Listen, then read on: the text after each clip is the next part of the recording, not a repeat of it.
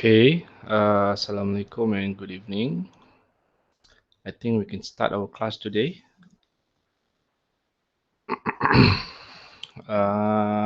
So there are some clarification that I think I better make so that you guys understand the flow of where we are right now. Sorry, do I? Oh no, never mind. That's I have to confirm with my colleagues first before I get back to you. Okay, can everyone hear my voice? Just to confirm.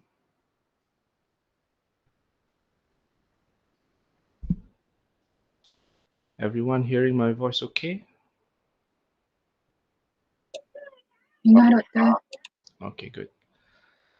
Okay, so we continue with chapter 3. I think this is going to be the last chapter that's going to be covered until before we move out to chapter 4.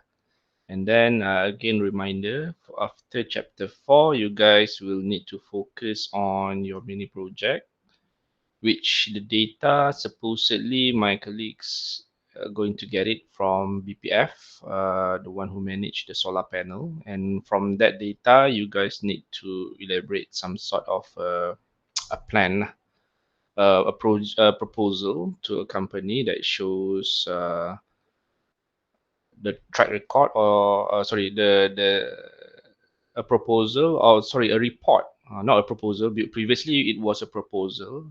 Basically, the scenario is you guys approach a company, and then ideally you guys have that kind of data from another set of company that has similar business operation to them, and then you propose to them. But I think now it's more on reporting to your to any Suruhanjaya Tenaga or even the top management on the top management of UiTM Cawangan Dungun on the what do you call that, the result of implementing solar panel ECM in UiTM that we have done so far. So basically, you guys will be divided into groups. I believe one group is not more than 5. So 5 people. I guess you guys are not. You guys are 20. So 5 will be too much. I think 3 or 4 lah could max. 3 or 4 maximum per group, and then come up with a report on the result of implementing solar panel compared to because if I'm not mistaken, 2019 is the year that UiTM had first implement the solar panel successfully. So the data is between 2019 to 2021. So you have to compare that with the year data before that. But basically, data before that, we don't have specific data measurement at each panels, at each EAC. So you have to elaborate from there. You have to use your own brain lah, macam mana nak come up with the report tu. I guess I have a sample which I'll share with you after we've completed chapter 4. A sample of your seniors punya proposal. So how did they do it? I won't say their report is exactly what I wanted. No, but they did the best they could. But I think it's can be a good apa ni lah, foundation for you to set up to do your own reporting. Okay, that's it. I'll brief to you again on your mini project after we've completed chapter 4, supposedly next week or after Christmas holiday or year-end holiday. So tu je lah kot on mini project. Okay. Okay, so please turn on your cameras before we start our lecture to make sure everyone is in front of their PC.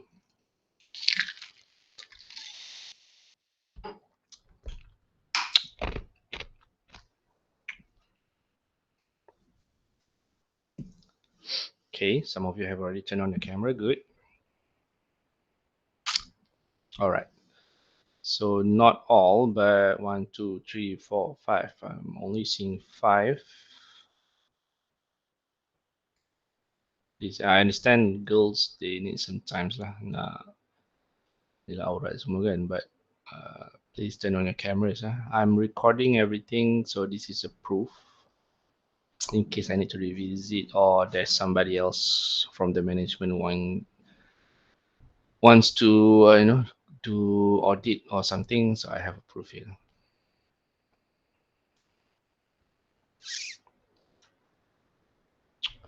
Okay, so I guess we'll start. So we'll continue with previously we've discussed on how to implement it, which is we explore on the, hold on, yeah, let me open lecture, the workflow process and whatnot. Hold on, yeah, EPO626 2.3 2.2.7. If I'm not mistaken, yeah, we've explored on the methodology, how to appraise the investment, whether to proceed or not, the work procedures, how to implement it, methodology on how to implement with all the working manual tools and whatnot. And now after we've done all that and how to set the energy policy and how to set up the energy management team. And now we'll look into how to integrate whatever that we have done into the actual business of practice conducted in the organization. So basically how you're going to integrate this is you need to recommend need to propose to your top management and highlight to them that energy is actually a cost, which is true. And any amount of energy being consumed, you have to pay to TNB or any kind of energy supplier that you have engaged. So it is a business cost. In fact, every month, if you are able to visit or collect the data or even ask if any of your parents bekerja dengan any kind of kilang or manufacturing punya ni, typically their business is their utility bills would consume much of their business punya revenues. So energy is actually a cost. So highlight this to them in order for you to get their support. And also to promote energy management as business issue by linking senior management's policy statements and performance indicators as together with your energy management punya policy and also target lah. Because if you're able to save, if the machine able to operate efficiently, meaning you will be able to produce an increased amount of production with the least amount of input cost. So it is actually related to the performance of the business themselves. So therefore, if it's good lah, if you could include senior management punya standards, statements and also performance into your energy management punya target and also policy. So you can, what you call that, hasut lah your top management that energy management is actually also a business issues that needs to be solved and not just some engineering punya ni. Sebab typically business owners selagi mesin tu boleh jalan, even dia tu optimum, dia tak kira dia nak pakai dia mesin tu sampai rosak baru dia nak fikir benda tu down the road.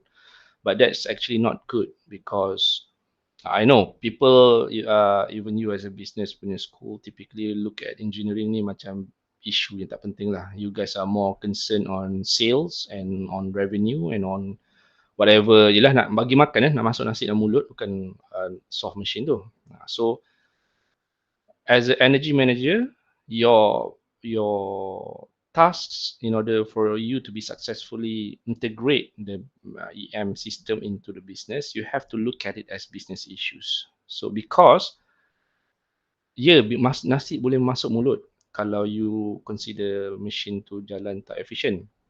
But the amount of nasi tu, maybe pakai beras basmati, kalau beras basmati yang mahal tu, boleh makan nasi kandar ke apa ke, kalau machine tu operate efficiently. Whereby if the machine does not operate efficiently, chances are makan nasi kosong, lauk ikan, lauk kicap, dah cukup. So makan juga. But the concept here is that try to look at energy management as business policy because it directly related to your business as well, because it involves capital, cost, and whatnot. And then achieving influence in the organization change program. So you have basically any organization, they won't stay still. People will always try to change something, regardless who's the head, who's the one in that organization. Organization will change. For example, McDonald dulu harga burger dia I think bawah RM10. Itu pun zaman dulu mahal lah, 90-an dulu. Nowadays bertuah lah kalau seorang makan tu dapat bawah RM10. Ada kot menu tapi sangat-sangat apa ni lah, basic punya ni. So a change will always come. So even in an organization, even if there is no energy management, there will come a change in that organization, whether it being apa, change in personnel, change in the direction of the product, or the product itself going to change. So if you can influence some sort of energy management system into the change that the organization will be heading into, that's how you know that you'll be able to integrate much efficiently lah in the future in of your energy management system. So this, not only this, but these are the highlight that you need to, the recommended approach that you need to include once you need to be take note of when you want to integrate your energy management system into the business practice. And then additionally, you should also take advantage of measurement principle because if you want to know something, you have to understand. If you want to solve something, if you want to uh, uh, solve the, what you call that, the high amount of electricity bill that you have to pay every month, you have to know the problem. So to know the problem, you have to measure because there won't be any substantial energy saving if there's no meter. Meter is actually very important in energy management, in energy efficiency, energy management, because there's no way for you to give an exact number. Yes, you can ballpark the figure based on experience, but there are no substitute for actual data logging of the energy being used. So measurement principle needs to be take note lah when you want to integrate energy management system into the business. And then finally, of course, you have to seek continuous improvement as years goes by, because you can save a lot more if even if your budget is construed. I mean, don't you have a specific amount of budget every single year, but if you can compare that with the industry leaders, then you'll be able to show your top management on where you can improve with a certain amount of budget. So always seek continuous improvement so that additional amount of energy saving can be attained every single year. Okay, so where and what should be integrated? Where and what should the energy management system should be integrated for organization level and then EAC level. There are two levels, organization and EAC. So for on organization level, it's more on documentation, energy policy, energy management, and also the personnel, energy management committee, energy management working procedures that we have explored 2 slides back, and energy management performance review, which is just last week punya slide lah, which is on audit. So organization level, yeah, that's for organization level, and then we look into EAC level, energy management system. So EAC level system energy, just some brief. Energy management system ni not the energy management itself, but the whole ecological system that you need to incorporate in order for you to realize all the work here lah. So when we are talking about system, it's the whole set, not just specific apa nama energy policy je buat, and then yang lain tak buat. So the whole set. So EAC level, we have to integrate EAC working procedure into the existing working procedures, and also the working manuals and tools enlisted that we have discussed like EMWP, EEI, baseline, apa semua tu lah. Okay, so to ensure the achievement of integration, there are two things that you need to observe and conduct, which is monitoring and also reporting system. You have to set up this properly in order for you to make sure that the integration is there and not just in terms of work. Biasalah, kalau kat Malaysia ni, ada musim kan kau perasan, ada musim saman exhaust bunyi bising, ada saman time tu apa nama, saman apa lagi yang selalu jalan raya ni. And there was once in the 90s, zaman saya dulu, saman exhaust lori asap banyak sangat. Tahan beberapa bulan, lepas tu dah habis dah. Sampai sekarang dah after a few years, I haven't heard any kind of issues regarding saman exhaust asap ni dari lori. So, musim kan, so kita tak nak macam tu. What we want to have is continuous EM system sebab we receive electricity bill every month. Not after a few years dah tak ada electricity bill. No, every month kita dapat electricity bill. So EM system has to be parallel lah, kena set up properly and applied in the organisation continuously. So therefore, you have to set up all the monitoring system and reporting system properly. So monitoring system, you can set it up in both organization level and EAC level. So for organization level, basically your aim is to monitor the performance of organization that in terms of implementation of EMWP and in terms of controlling the EEI. EEI, if you recall, electrical energy efficiency, energy efficiency index, the one that you've calculated the Y equals to MX plus C tu. I will be exploring this. I guess I'll give you an example on how to calculate EEI either this week or next week, depends. I'll confirm with my colleagues first because normally we'll show it to you, but before this we had just discussed on the topic, but I have the data, I guess. We have the data for we to play around with the Excel file. So we'll look into it in the next class, could depend. And then, so how are you going to implement the monitoring system here?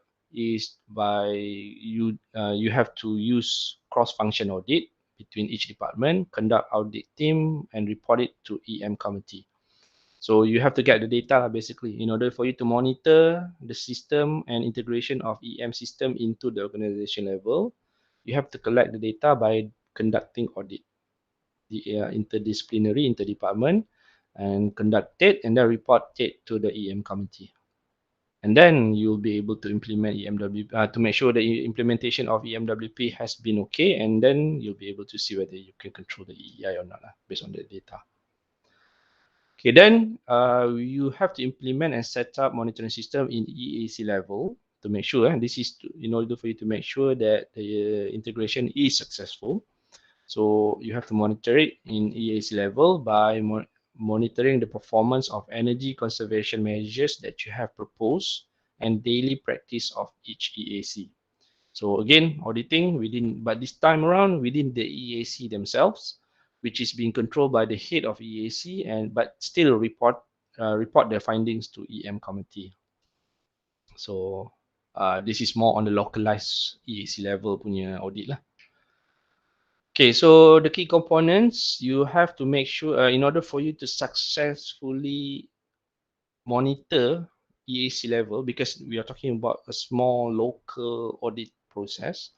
So you have to bear in mind, you need to foster cooperation and you need to also be mindful of the monitoring tools available, because there are times, the reason why you need to foster cooperation between each department is that sometimes certain departments don't have all the necessary data for you to monitor all the ECM that you have proposed.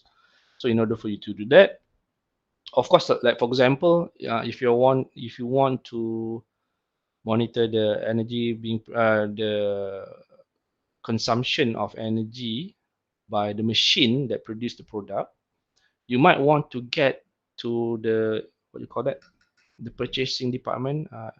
I forgot it. When I was working, there's a term. procurement department. So you might want to ask the procurement department how much did they buy the fuel for certain period of time, and how much did they pay for it, so that the EAC level of the machine can actually plot the actual input being used for that particular product. So that's why jangan sombong lah. Try to foster cooperation between each EAC to get the needed supported information, not the whole information, just the supported one, because typically each EAC has their own access. And then to get between coordination between EAC to EAC, or it can be either EAC to other department. If not, if this fails, I mean, maybe because there's some time frame issues ke, ataupun memang bergaduh ke between department tu. So what you can do, you can go through one higher up punya ni lah, directive, which is from EM committee, because remember EM committee has top management in there, in that committee. So having top management, typically people will comply lah, unless of course memang issue safety ke apa ke, tu lain cerita. But typically if there is a top management directive from that for that particular issue, typically people will normally comply and oblige lah. Okay, and then tadi EAC level, and then the EAC, head of EAC, okay, to conduct it themselves, EAC had the head of EAC needs to allocate to appoint responsibilities for to a staff to regularly record and monitor the result, because again this is continuous improvement, continuous monitoring. You have to have someone who, you can't substitute, I mean you can't make it like macam hari ni orang lain, hari esok orang lain, tak boleh. Sebab typically you need to train, and that person themselves that took the data needs to be able to familiar themselves with the machine or with the process of collecting data themselves, not just the machine. So that's it, has to allocate responsibilities for a staff to regularly record and monitor the EAC energy consumption themselves, and also the implementation of the ECM. So that person kena tambah kerja. So typically head of EAC have to appoint someone who isn't that critical to the operation of the machine themselves from day to day punya operation lah. But at the very least know the technical part of it quite fluently. Okay, and then what kind of tools required for you to monitor EAC level, which is again meter. You need to give numbers. You can't you can't do mathematical 1 plus 1 if there is no one, no number 1. If there's no number in there, you can only 1 plus 1. You can't A plus A, oh rasa-rasa banyak ni plus rasa-rasa banyak ni equals mungkin banyak ni. Memang kena marah lah dengan your top management. So therefore, you have to have meter to give you that absolute value, 2.5 kilowatt hours for this operation between So again, metering equipment falls under head of EAC to provide adequate metering equipment to the responsible staff. So if the head EAC does not have the equipment, they can propose it to the EM committee for them to purchase lah, based on the budget lah, available budget. And operational tools are basically the one that we have discussed in TC 2.2.5, which is all the EMWP, the what you call that, audit process and whatnot lah. The OK manual. Basically, just documentation should be utilized as operational tools. So how to conduct? Tadi what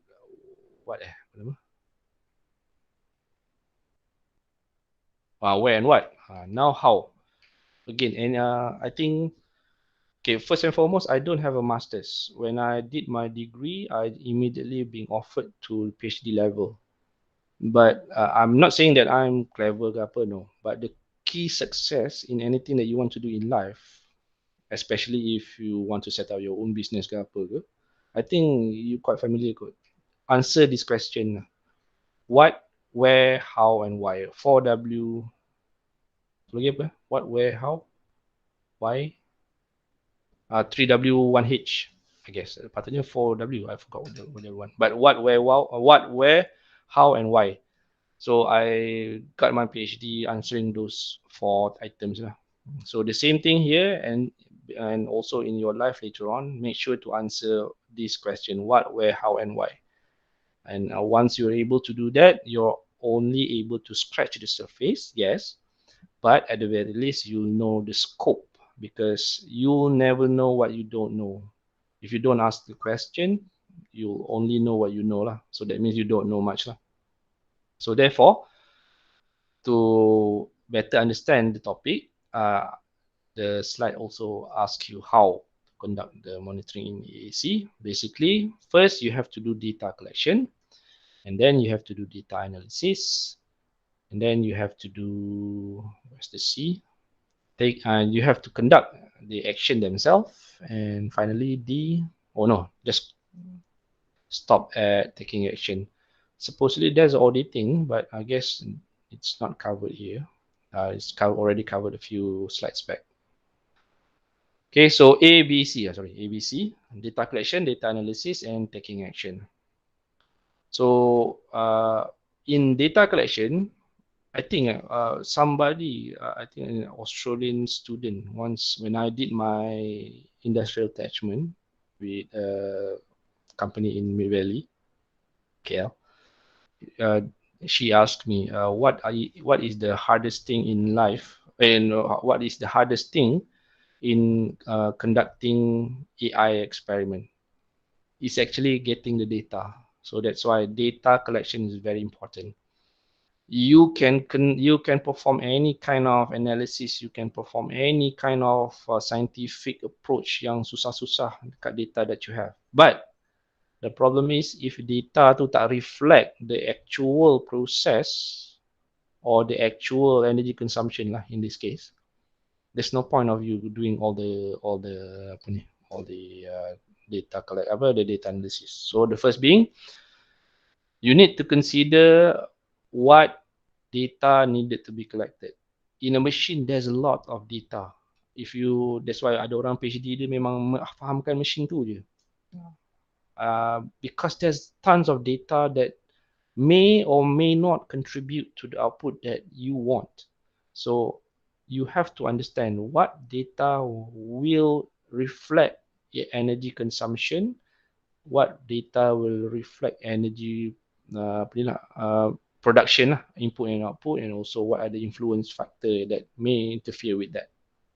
So you need to answer yourself, what kind of data necessary to be collected, where can it be collected. Typically, some machine, they don't have direct measurement. Like say for example, boiler. Typical operation dia orang dalam 1000 degree Celsius. Takkan awak nak celup awak punya sensor dalam 1000 degree Celsius, terbakar lah sensor awak. So what you can do is indirect measurement. You understand between this boiler dengan besi tu, dia punya pemala dia is this amount. So you tap kat besi tu, and then every single data that you get, kalilah dengan pemala tu, dapatlah the actual temperature. But of course, calibration needs to be done lah. So you have to know where the data can be collected. How can data be collected? Macam saya cakap tadi, tak boleh indirectly measure. Awak kena measure dekat besi instead of the boiler punya pembakaran tu. So you can, sorry, not that. If you want to measure temperature, you have to have temperature sensors lah. Takkan awak nak pakai noise sensor untuk measure temperature kan. So that's and also during what operation can the data be collected. For example, during shutdown ke, kalau shutdown nanti kan tak adalah apa data nak collect sebab semua tak operate, semua shutdown lah, dia nak buat maintenance, so tak boleh lah. What is the appropriate data collection procedure ke, for example. So ni English dia tak berapa betul. Ni from Dr. Nabil. Dr. Nabil is Japan punya graduate. So kalau converse dengan Japan dengan dia, faham lah. Memang fluent lah, tapi English not so much lah, because again, English is language, not just English. Language is about practice. So I kena ni sikit lah, tune sikit lah ayat ni. So what is the appropriate collection? How do you conduct appropriate data collection? So kena observe any kind of safety ke, maybe certain period of time ke, malam tak boleh collect, siang boleh collect ke sebab time siang apa ke. So You have to observe that question, right? And then once you got that data, you have to transform the data into a familiar format. Can I show to you an example of data? But data typically, what you'll get is normally is in .csv format, or senang cerita Excel lah. .csv ni comma separated values. So that means if you export it into Excel, each time Excel jumpa that comma, they will put into another cell lah, maksudnya. So nampaklah satu row, satu column, satu row, satu column, or maybe beribu-ribu column, ribu-ribu row, because from one day or maybe 10 minutes to 1 month punya data, for example.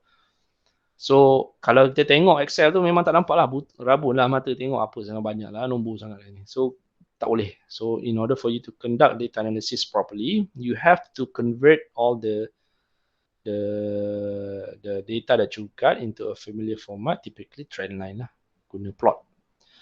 So for organization level, data analysis should indicate actual energy efficiency index, the one that we have discussed, but we haven't explored yet, which I'll be giving it to you a bit later. An example on how to calculate EEI and calculate Qsum chart. So EEI ini basically trend line every month, or maybe a year, or maybe month, typically at not less than 6 months for energy efficiency index to see the result of implementation of EECM that you have proposed. And for EAC level, it's not EEI, because now you have narrowed down to a specific EAC level, be it machinery ke, be it process ke. So you have to look at it a bit more detailed in terms of energy consumption, what kind of energy being used, how it's being used, information of control parameters, what control parameters influence the output, what is being used to consume the energy as what we to produce the output that we want, efficiency of the machine, performance of the system, and implementation or result of each ECM. Once you have compiled all these results and compare it with the EEI overall, so you'll be able to see the implementation result. Okay, and then we look into the tools for us to conduct data analysis to monitor EAC punya progression. So there's this Qsum. I don't know how to pronounce it correctly, but I think it's Qsum, because cumulative sum, Qsum, I guess, Qsum. So cumulative sum is basically it's just a procedure for you to get this result. This is Qsum chart. Basically, it's similar to EEI, but it's more specific to a machine. EAC ke machine ke terpulang lah. It's more narrowed down. Whereby EEI is the whole organization for each month, for example, at least 6 months. But for Qsum, it's more narrowed down lah. So basically, this is the objective that you want, so that you'll be able to see the current the current state of the EAC energy consumption. So I think we'll have a case study where I'll be explaining how we can practically do it using Excel. But let me just check back. Okay, so for Qsum chart ni, Qsum basically will assist the staff appointed by the head of EAC. Remember, it's like where head of EAC has to allocate responsibilities to the staff to regularly record and monitor. So now, assuming you are the staff that has been appointed by your head of EAC, so it will Qsum will help you to Qsum will help you to understand and basically understand the result using graphical technique to help you see what's the past, what's the trend lines going, whether ECM has been implemented or not, if there is any change in the energy consumption or not. And it can be used to monitor the energy performance as well as quantify and any kind of energy being saved or energy being wasted. So how do you know energy being saved or energy being wasted? Let's say, for example, you are here now, it's energy being wasted lah because there's no energy being saved. And let's say, for example, at this time, maybe week ni demand tak banyak tapi tinggi dia punya energy being consumed. So that means there's energy being wasted lah. That means somebody lupa nak service machine ke, machine rosak ke, or somebody lupa tutup machine ke. Padahal output dia sama je. Let's say, for example, between this week and this week, the whole 3 week here, the output is actually the same. So this is where you'll be able to know to interpret. But we'll look into it a little bit more detail, I guess, once I confirm with my colleagues. Okay, so there are 6 steps. The first steps, in order for you to plot Qsum, there are 6 steps. So you can use the energy consumption versus production. So the keyword here is you have to have the data on energy consumption and you have to also have the data on the production output for that particular energy being used. Bukan ni Julai, ini August, tak boleh. You have to be similar. Maknanya if this is July 5th, this also must be at July 5th, the same operation period, so that it reflects the actual process. So first you have to plot it using XY scatter diagram. This is from Excel, ada nanti kita akan tengok. And then either you manually draw the line, but this is not advisable. We advise for you to use Excel to use standard linear regression. Of course, this is just approximation, so you can play around lah. Kalau rasa malas nak pakai Excel tu, sebab maybe time exam, time test ke apa, tak boleh nak pakai Excel, you can manually predict lah. But I would still suggest you use linear regression standard to find the best fit straight line for data points. Find the, especially for your mini project, try to use your Excel, maknanya data that you've got, put it into Excel, and then use standard linear regression approximation from Excel, which we'll explore later. Find the estimated energy consumption from the equation y equals mx plus c. This is mx plus c. Linear regression, which is y equals to mx plus c, but y is estimated energy consumption, that the one that you want to find. M is the, I forgot the terms, but pemala lah kot, I guess. Times the production operation, which is the input that you've got, and the production, the input, the output, and plus the C, which typically from EAC level will be the power loss during machine startup. Meaning, if you start your car, for those yang ada kereta, even bicycle, a motorcycle pun, it's not advisable for, nowadays dah boleh dah, tapi zaman-zaman dulu, kalau start kereta, start motor, jangan terus gerak. Tunggu enjin panas dulu. So that is what we call a startup energy loss. That means you start engine dah berjalan, minyak dah masuk, tapi tak ada kerja yang dibuat. Maksudnya energy tu hilang macam tu lah. Minyak yang kita isi mahal-mahal sekarang ni, RM2 berapa sekarang, maybe around 20%, 30% hilang macam tu je sebab nak startkan engine tu. So to save money, jangan tutup buka engine. Kalau tak lama nak beli barang tu, duduk dalam kereta tu, bagi engine tu jalan, jangan tutup.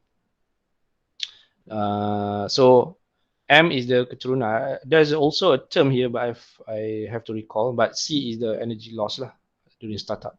So Y equals mx plus C. And then once you've got that equation, Y energy is estimated energy consumption equals to M times production plus C.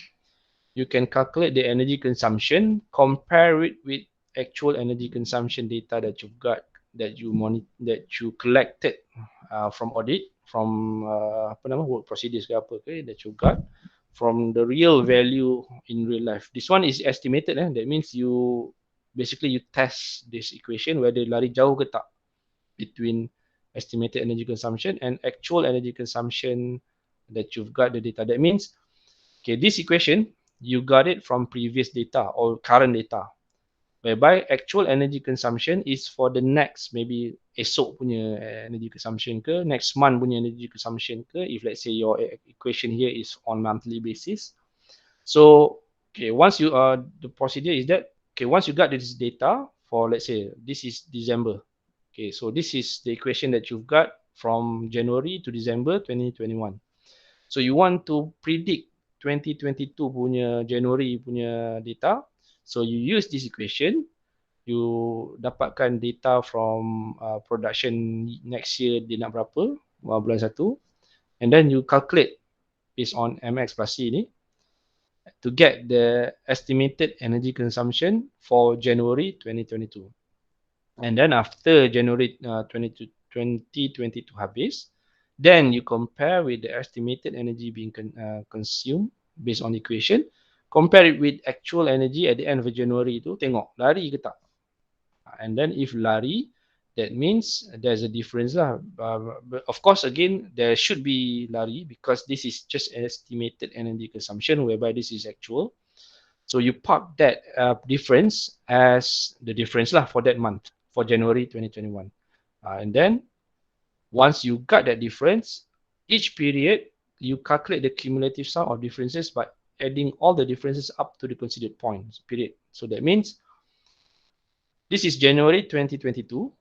Then for February, tengok balik the difference. Again, you have to calculate for February using production that you predict for February 2022. Then you measure the estimated using this equation.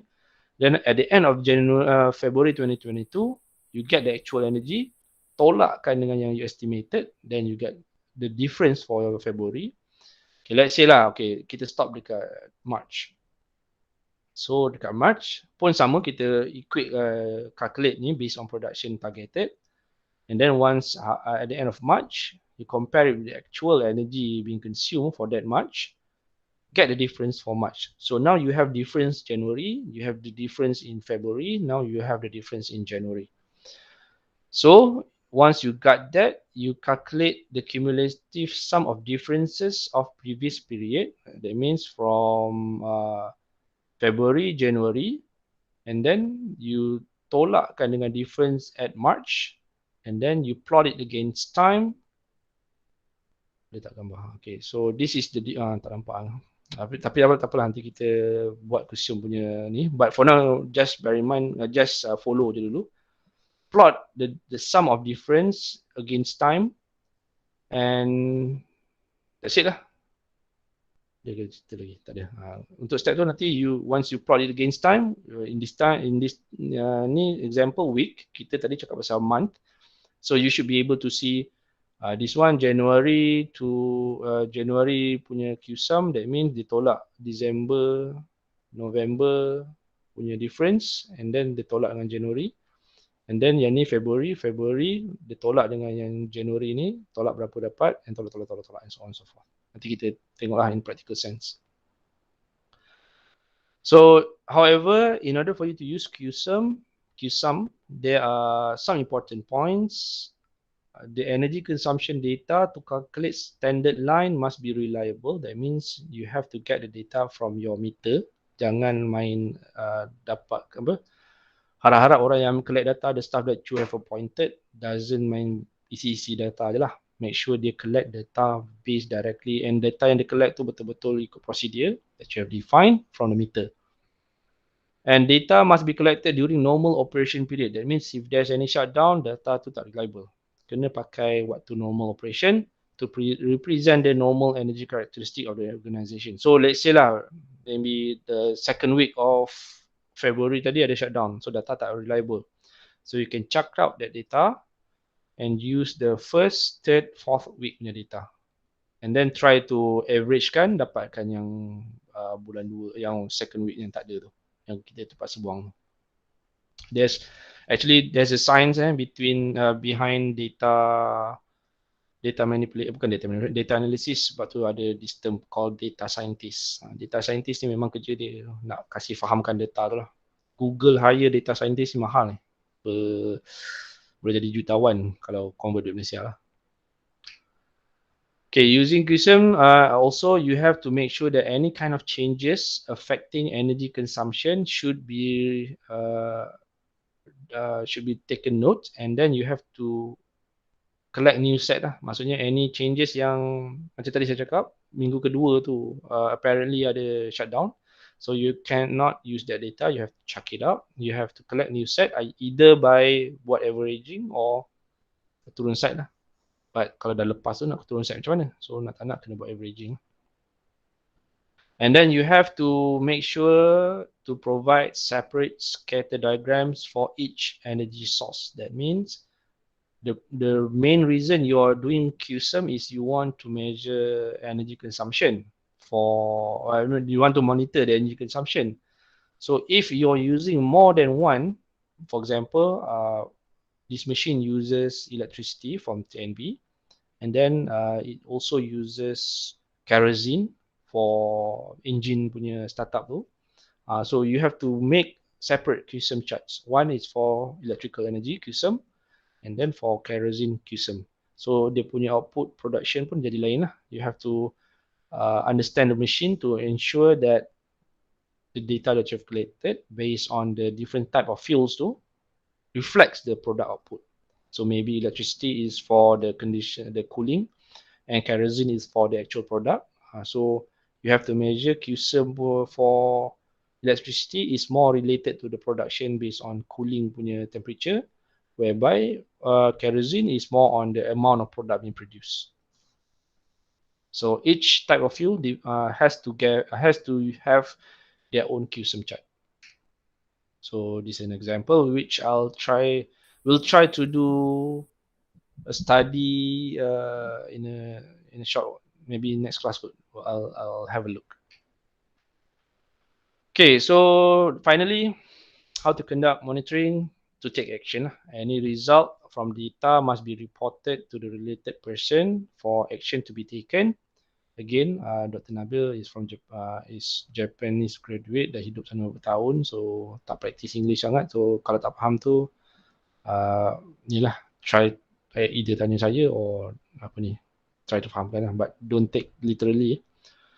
The actions will be taken differently depending on the level of patients. Correction plan should be prepared that includes detail of who is the responsible person, when you should start and complete the corrective measures, what are the targets to be achieved, and any kind of follow-up process needs to be defined at the earliest punya ni lah, availability. And reporting, energy manager has to formulate proper reporting system to make sure that all the results being monitored were given to the right person, so that proper necessary action can be taken. So type of report have to be identified to meet specific requirement of each department. For example, a report for top management.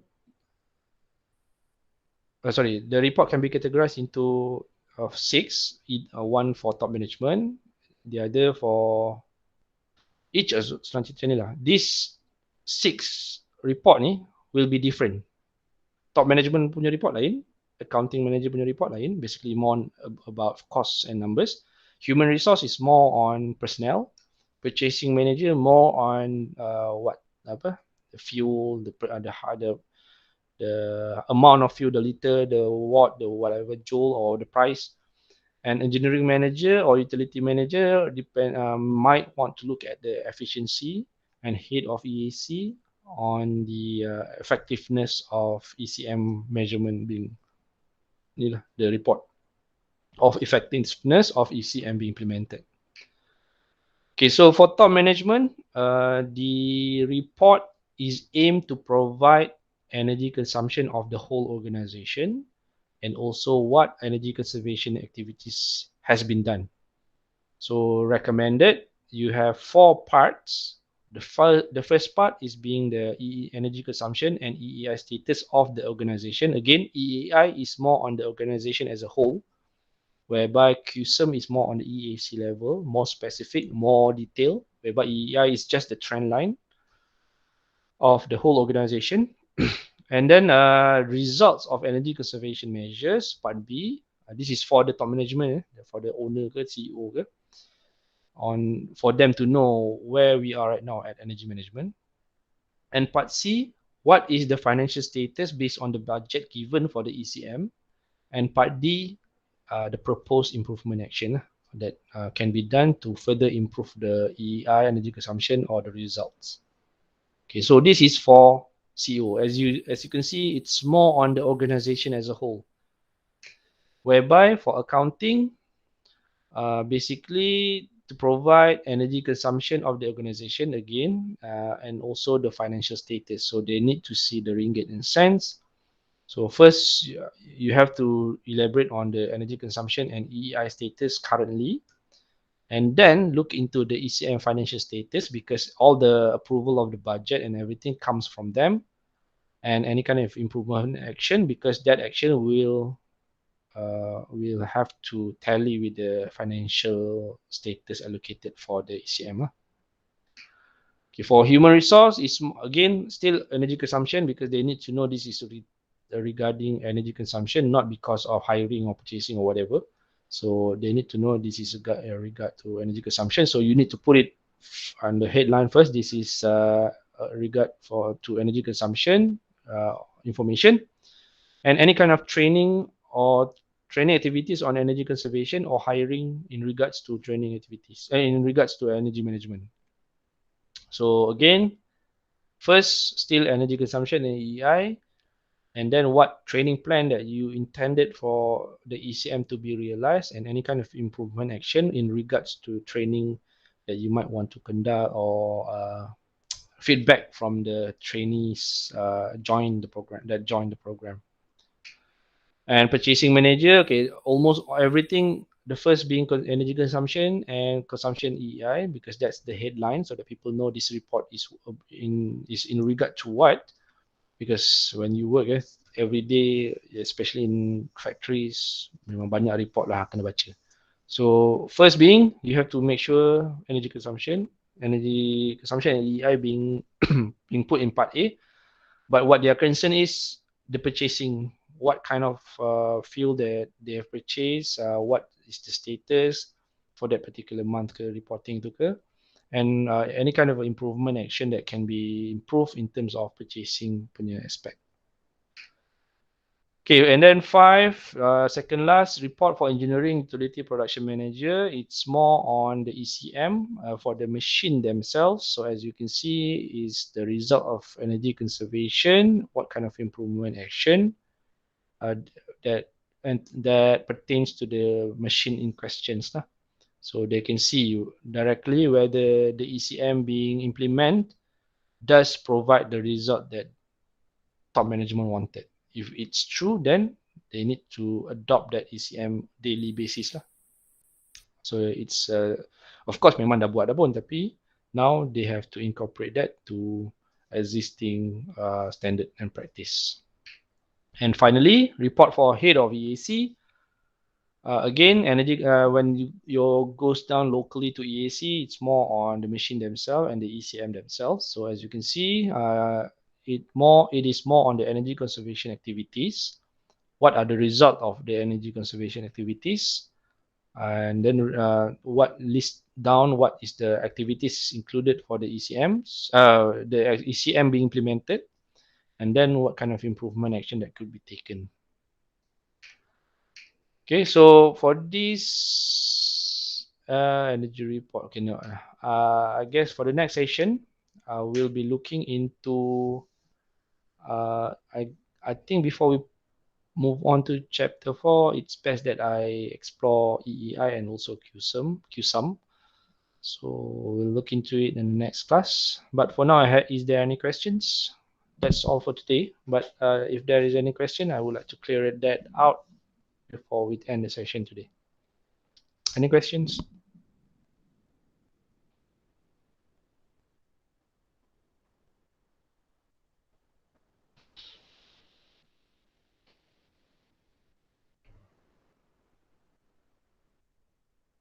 No? Okay, if there's no questions, I guess we'll end the session with Tasbih Kifara and Surah Wanas.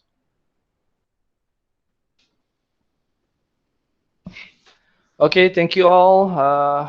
Again, this is very dry subject. Just bear with me lah. Nanti next class, most probably we'll look into more